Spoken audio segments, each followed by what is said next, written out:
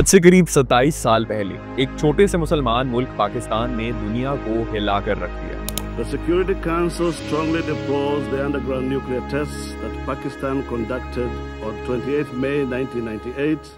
28 मई 1998 पाकिस्तान ने चागी के पहाड़ों में न्यूक्लियर धमाके किए, जिससे सिर्फ मिट्टी नहीं कांपी थी बल्कि सुपर पावर्स के होश भी उड़ गए थे।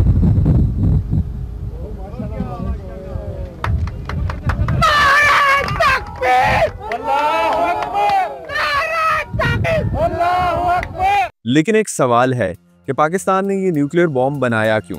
इसके बनाने का सफर कब और कैसे शुरू हुआ, और क्या हम पहले दिन से ही ये बनाना चाहते थे? आज की इस वीडियो में हम बात करेंगे पाकिस्तान के न्यूक्लियर सफर की, जिसमें साइंस, सियासत, जंग और कुर्बानियों की एक लंबी कहानी है। कहानी शुरू होती है 1947 से, जब पाकिस्तान एक नए मुल्क के तौर पर नक्शे पर आता है, लेकिन भारत के साथ ताल्लुकात कशमकश में ही रहते हैं। 1965 और 1971 की जंगों ने पाकिस्तान को यह सबक दिया कि अगर डिफेंस को मजबूत करना है तो सिर्फ कन्वेंशनल आर्मी काफी नहीं है। 1971 में पाकिस्तान टूट गया और एक अलग मुल्क बांग्लादेश बन गया। इंडिया ने खुलकर बंगाली बागियों की मदद की और पाकिस्तान के 2 टुकड़े कर दिए। यही मौका था कि जुल्फिकार अली भुट्टो ने कहा कि हम घास खा लेंगे लेकिन एटम बॉम्ब जरूर बनाएंगे। This would be disastrous for our national determination to maintain the fullness of our independence. Let me make it clear that we are determined not to be intimidated by this threat. 1972 में Multan conference हुई, जिसमें जुल्फिकार अली भुट्टो ने Pakistani scientist और engineers के साथ एक meeting की। पहला स्टेप था न्यूक्लियर टेक्नोलॉजी हासिल करना। ये वही वक्त था जब डॉक्टर अब्दुल कदीर खान जर्मनी और हॉलैंड में काम कर रहे थे और उन्होंने यूरेनियम एनरिचमेंट का काम सीखा। 1976 में डॉक्टर अब्दुल कदीर खान पाकिस्तान वापस आए और कहूटा रिसर्च लेबोरेटरीज का आगाज हुआ।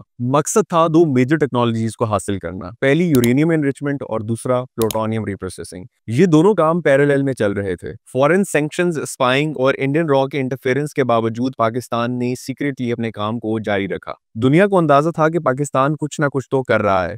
इसलिए 1980s और 1990s में वेस्टर्न कंट्रीज ने पाकिस्तान पर कई सैंक्शंस लगाई और बात यहां तक पहुंची कि पाकिस्तान के सबसे बड़े दुश्मन इसराइल ने 1980 में इंडिया के साथ मिलकर एक प्लान बनाया, जिसमें उनका मकसद था कि वो पाकिस्तान के कहूटा रिसर्च लेबोरेटरी पर एयर स्ट्राइक करें। लेकिन ये प्लान लीक हो गया, जिसकी वजह से वो कुछ ना कर पाए। CIA कंटिन्यूसली पाकिस्तान को मॉनिटर कर रहा था, लेकिन पाकिस्तान छुपकर अपना काम करता रहा। इस प्रोजेक्ट में पाकिस्तान के ऑल वेदर फ्रेंड चाइना ने कुछ टेक्निकल लिमिटेड हेल्प भी दी। उस वक्त बहुत मुश्किल था न्यूक्लियर टेक्नोलॉजी को हासिल करना, लेकिन पाकिस्तान ने हार नहीं मानी। पाकिस्तान ने दुनिया की दवाई बनाने वाले इक्विपमेंट को मॉडिफाई कर न्यूक्लियर सेंट्रीफ्यूजेस बना लिए। ऐसा जीनियस वर्क अराउंड के दुनिया में किसी को समझ ही नहीं आया और आम पाकिस्तानी जुबान में इसको जुगाड़ भी कहते हैं। एक तरफ पाकिस्तान अपनी न्यूक्लियर टेक्नोलॉजी पर काम कर रहा था, दूसरी तरफ 11 मई 1998 को इंडिया ने 5 न्यूक्लियर टेस्ट किए, जिन्हें पोखरान 2 का नाम दिया। ये पाकिस्तान के लिए इंडिया की तरफ से एक ओपन चैलेंज था और दुनिया का मीडिया कह रहा था कि अब पाकिस्तान क्या करेगा।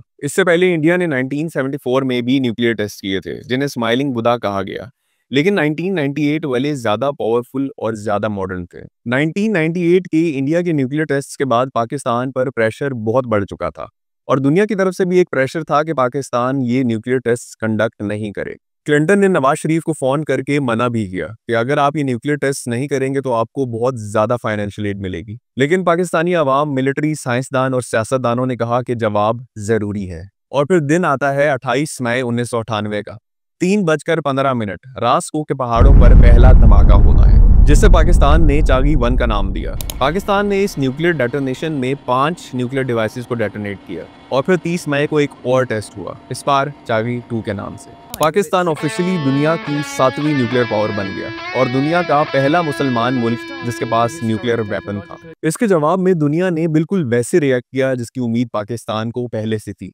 अमेरिका ने फौरन से पाकिस्तान पर कई सैंक्शंस लगा दी। By failing to exercise restraint and responding to the Indian test, Pakistan lost a truly priceless opportunity. मगर आवाम में जज्बा था और जब आवाम साथ हो तो दुनिया की कोई सुपर पावर आपका कुछ बिगाड़ नहीं सकती। लोग सड़कों पर निकल आए और पाकिस्तान जिंदाबाद के नारे लगने लगे। पाकिस्तान के इस न्यूक्लियर प्रोग्राम में कई लोगों ने काम किया, लेकिन सबसे इंपॉर्टेंट रोल था डॉक्टर अब्दुल कदीर खान का, यूरेनियम एनरिचमेंट के आर्किटेक्ट, जो किसी भी न्यूक्लियर प्रोग्राम की बैकबोन होता है।